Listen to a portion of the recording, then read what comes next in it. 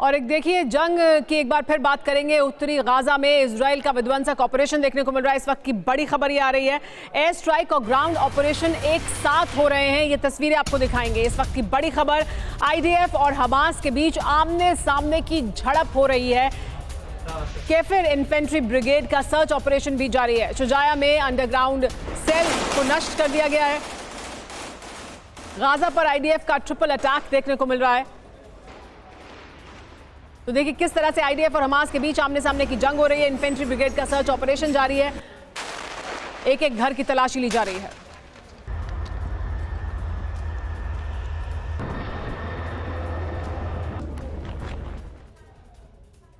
और अगली बड़ी खबर आपको बता दें, गाजा पर आईडीएफ का ट्रिपल अटैक देखने को मिल रहा है। दक्षिणी गाजा पर समंदर से हमला किया गया। इजरायली नेवी ने हमास पर यह बड़ा हमला किया। हमले की प्लानिंग कर रहे लड़ाकों पर अटैक किया गया। आईडीएफ ने जारी किया है हमले का वीडियो भी।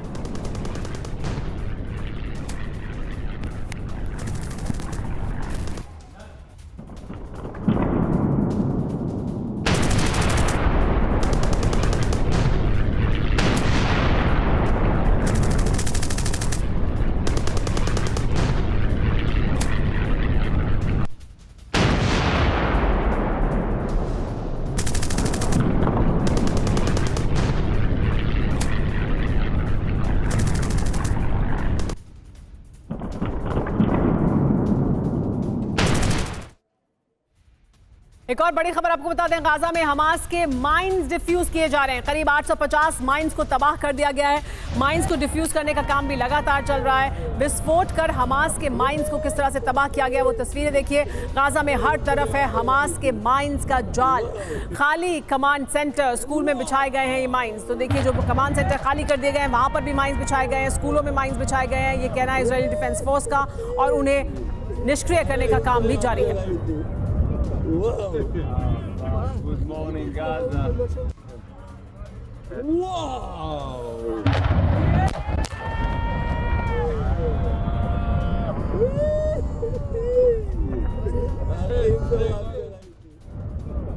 लेकिन इन तमाम ऑपरेशंस की वजह से गाजा में तेजी से बढ़ा है मौत का आंकड़ा भी। अब तक 17,700 लोगों की मौत हो चुकी है। गाजा में रोजाना 272 लोगों की जान जा रही है।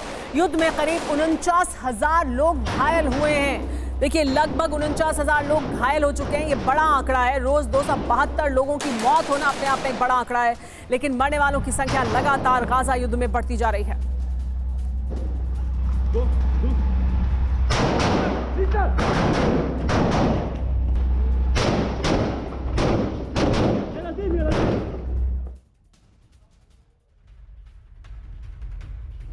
गाजा रक्त रंजित है। क्यों हम ये कह रहे हैं? क्योंकि 17,700 मौत हो चुकी हैं।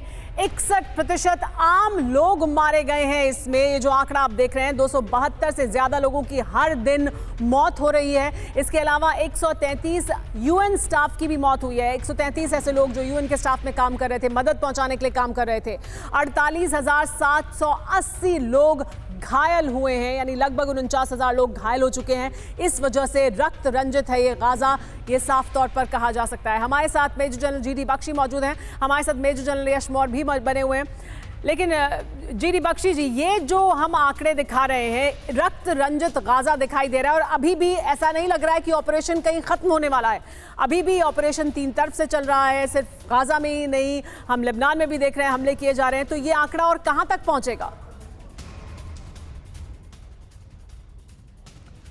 देखिए, अमेरिका बहुत जोर डाल रहा है इजराइल के ऊपर कि वो एक हफ्ते में ये ऑपरेशन वाइंड अप करने की कोशिश करे।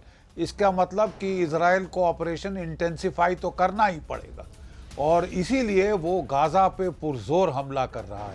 उनकी स्ट्रैटेजी बहुत मुफीद थी, क्योंकि इजिप्ट ने सारी फिलिस्तीनी पॉपुलेशन को लेने से साफ इनकार कर दिया था। उन्होंने गाजा में 2 फेजेस में हमला किया है।